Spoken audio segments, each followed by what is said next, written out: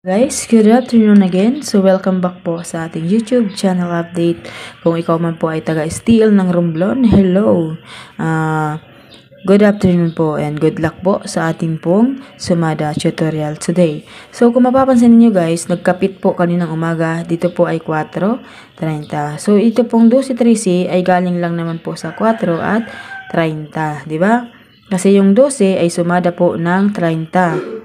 Dahil po yan sa sumada ng 3, 12 at 30 ang 3, 12, 30. Up to 40 po ba ang Romblon? So, ibig sabihin, meron siyang 39 at 21. Ito yung sumada ng 3. At yung sumada naman po ng 4 ay 13, 22, 31 at 40. So, yan po yung sumada. Kung up to 40 po sa inyo. Pero kung wala naman po sa inyong kung up to 38 lang kayo, so wala po si 39 at wala po si 40. Okay, so dyan lang po galing. 4, 13, 31. Sa sumada po na yung 4, 13, 31. So, nawawala po ay si 22.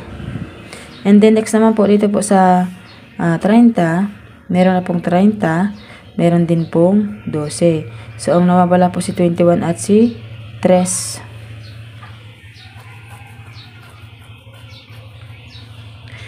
Someone to love yourself. Okay, so 31 kapit. Meron din po siyang meron din siyang posible na magpumpiang kasi nga nagkapit ng 2 beses, sumada pumpiang po ito. Ito ay sumakapit at sumakapit din.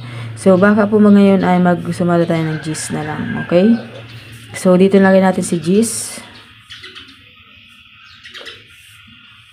Ayaw niya naman kasi guys maglabas ang 19, diba? Sabi ko nga, napakatagal nang hindi lumalabas si 19. So, ilagay natin si 22. Kasi nga yung 22 ay nawawala sa sumada ng 4. So, ibig sabihin mayroong chance tayo 22. Okay, so G's, 19, 22,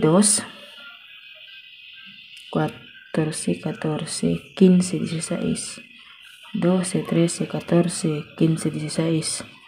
Okay, so 18 tayo. Dito tayo sa 18. Okay.